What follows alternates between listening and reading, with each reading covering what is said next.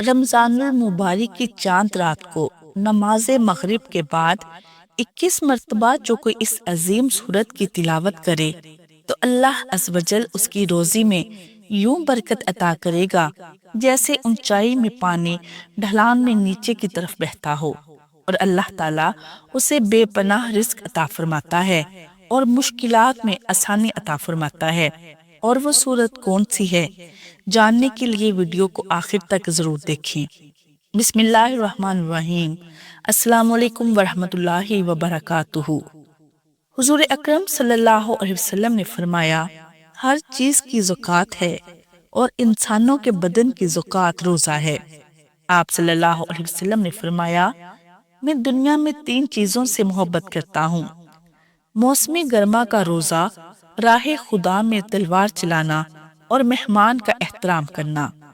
ایک صحابی نے حضور اکرم صلی اللہ علیہ وسلم سے عرض کیا، اے اللہ کے رسول، مجھے کسی ایسے عمل کا حکم دیجئے جس سے اللہ تعالیٰ مجھے نفع دے۔ آپ صلی اللہ علیہ وسلم نے ارشاد فرمایا، روزہ رکھا کرو، اس کے مثل کوئی عمل نہیں۔ رمضان کا مہینہ وہ ہے جس میں قرآن اتارا گیا ہے، جو لوگوں کے لیے ہدایت ہے اور جس میں رہنمائی کرنے والی اور حق و باطل میں امتیاز کرنے والی واضح نشانیاں ہیں۔ بس تم میں سے جو کوئی اس مہینہ کو پالے تو وہ اس کے روزے ضرور رکھے، اور جو کوئی بیمار ہو یا سفر پر ہو تو دوسرے دنوں کے روزوں سے گنتی پوری کرے۔ اللہ تمہارے حق میں آسانی چاہتا ہے اور تمہارے لیے دشواری نہیں چاہتا، اور اس لیے کہ تم گنتی پوری کر سکو، اور اس لیے کہ اس نے تمہیں جو ہدایت فرمائی ہے اس پر اس کی بڑائی بیان کرو، اور اس کے لیے کہ تم شکر گزار بن جاؤ۔ حضرت ابو ہریرہ رضی اللہ تعالی عنہ سے روایت ہے کہ حضور نبی کریم صلی اللہ علیہ وسلم نے فرمایا، جب رمضان کا مہینہ آتا ہے تو آسمان کے دروازے کھول دیے جاتے ہیں، جہنم کے دروازے بند کر دیے جاتے ہیں، اور شیاطین کو زنجیروں سے جکڑ دیا جاتا ہے۔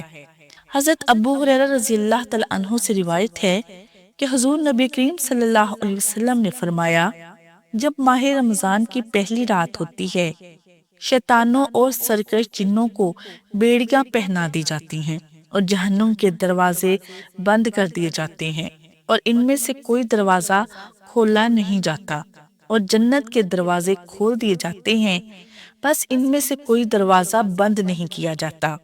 ایک ندا دینے والا پکارتا ہے، اے طالب خیر آگے آ، اے شر کے متلاشی رک جا، اور اللہ تعالیٰ کئی لوگوں کو جہنم سے آزاد کر دیتا ہے۔ ماہ رمضان کی ہر رات یوں ہی ہوتا رہتا ہے، حال لوگوں کو معلوم ہو سکتا ہے۔ اس لحاظ سے روزہ خالص اللہ تعالیٰ کے لیے ہی ہے۔ روزے میں نفس کشی، مشقت اور جسم کو صبر و برداشت کی بھٹی سے گزرنا پڑتا ہے۔ اس میں بھوک، پیاس اور دیگر خواہشات نفسانی پر صبر کرنا پڑتا ہے، جبکہ دوسری عبادتوں میں اس قدر مشقت اور نفس کشی نہیں ہوتی۔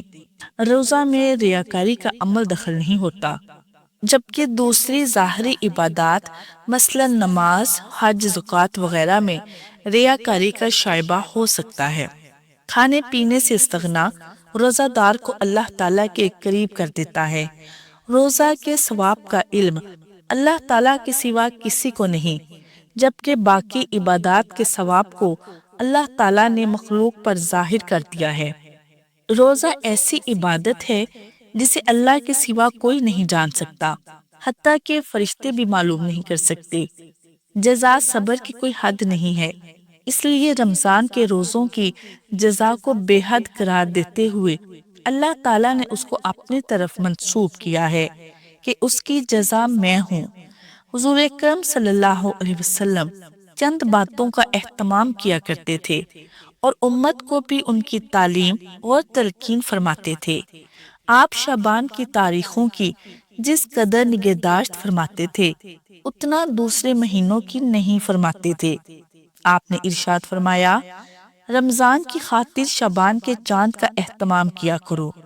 آپ صلی اللہ علیہ وسلم نے سحری کھانے کا حکم فرمایا، سحری کھایا کرو کیونکہ سحری کھانے میں برکت ہے، اور فرمایا ہمارے اور اہل کتاب کے روزے کے درمیان سحری کھانے کا فرق ہے، یعنی اہل کتاب کو سو جانے کے بعد کھانا پینا ممنوع تھا۔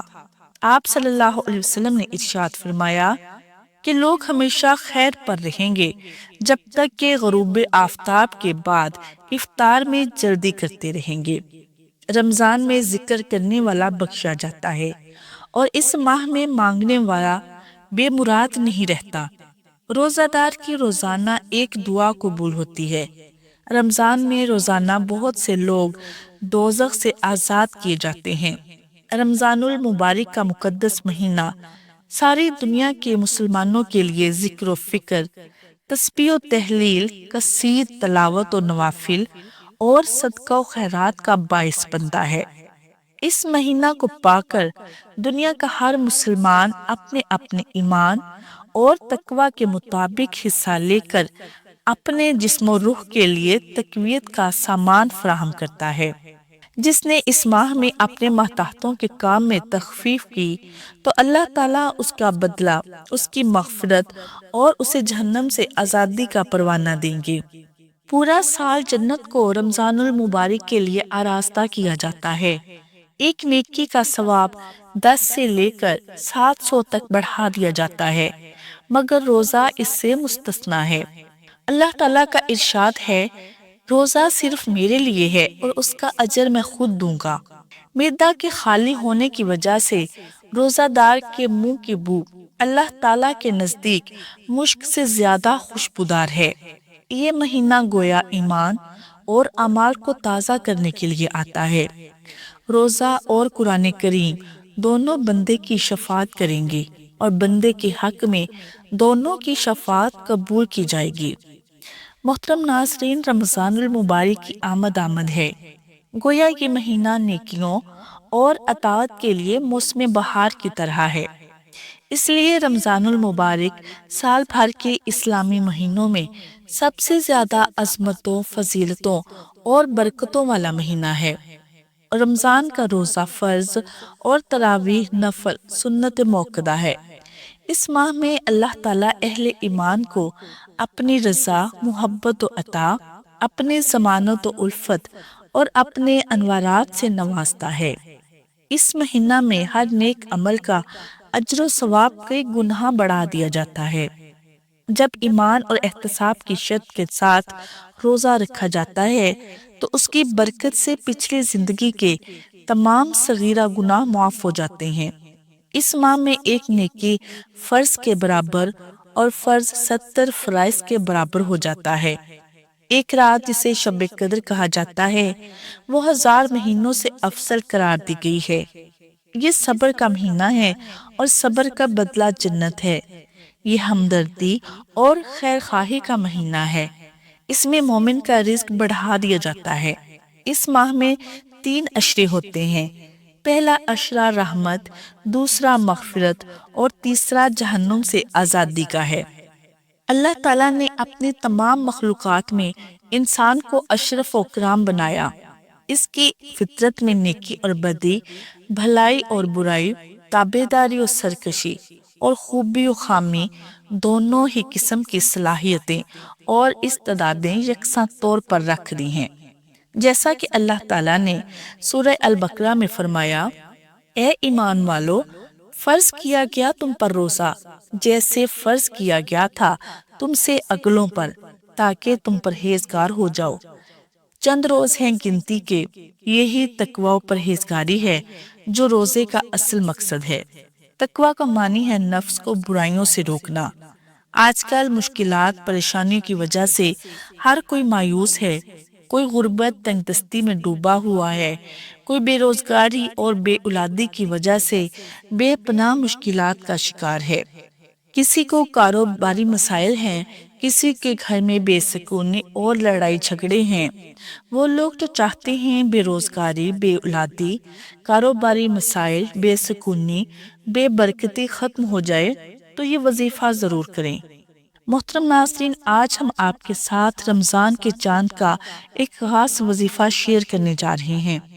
یہ وظیفہ آپ نے رمضان المبارک کی چاند رات کو یعنی رمضان المبارک کا چاند نظر آنے کے بعد کرنا ہے۔ آپ نے پہلے تو چاند دیکھنے کی دعا پڑھنی ہے، اے اللہ اس چاند کو ہم پر برکت، ایمان، سلامتی اور اسلام کے ساتھ طلوع فرما۔ اے چاند میرا اور تیرا پروردگار اللہ ہے۔ اور اس کے بعد وہ وظیفہ کیا ہے اور کیسے کرنا ہے تو ہم آپ کو بتاتے ہیں۔ تو پیارے ناظرین، آپ نے 21 مرتبہ سورہ القدر کی تلاوت کرنی ہے۔ تو جو کوئی رمضان المبارک کا چاند دیکھ کر یہ وظیفہ کرے گا تو اللہ عز و جل اس کی روزی میں یوں برکت عطا کرے گا جیسے اونچائی میں پانی ڈھلان میں نیچے کی طرف بہتا ہو۔ اس پر رزق کے دروازے کھول دیتا ہے، غیب سے مدد ہوتی ہے، اللہ تعالیٰ اس انسان کی مشکلات آسان فرما دیتا ہے، اس کی زندگی میں برکت اور خوشحالی عطا کرتا ہے۔ رمضان المبارک وہ بابرکت مہینہ ہے جس میں قرآن مجید نازل ہوا، اور اسی عظیم مہینہ کی ایک سب سے افضل رات کا ذکر سورہ القدر میں کیا گیا ہے۔ اس سورت میں اللہ تعالیٰ نے لیلۃ القدر کی عظمت بیان فرمائی کہ یہ رات 1000 مہینوں سے بہتر ہے، یعنی اس ایک رات کی عبادت 83 سال سے زیادہ عبادت کے برابر ہو سکتی ہے۔ رمضان میں 21 مرتبہ سورہ قدر کی تلاوت کرنا دراصل ہمیں شب قدر کی یاد دلاتا ہے، ہمارے دل میں اس رات کی قدر اور شوق پیدا کرتا ہے اور ہمیں زیادہ سے زیادہ عبادت کی طرف مائل کرتا ہے۔ سورہ قدر ہمیں بتاتی ہے کہ اس رات میں فرشتے اور حضرت جبرائیل علیہ السلام زمین پر اترتے ہیں، اور یہ رات سراسر سلامتی اور رحمت کی رات ہوتی ہے۔ اس سورت کی کثرت سے تلاوت کرنا گویا اس مبارک رات کی برکتوں کو طلب کرنا ہے۔ یہ مختصر سورت ہے مگر اس کا بہت بڑا اجر ہے۔ قرآن کی ہر آیت پر ثواب ملتا ہے اور رمضان میں نیکی کا اجر کئی گنا بڑھا دیا جاتا ہے۔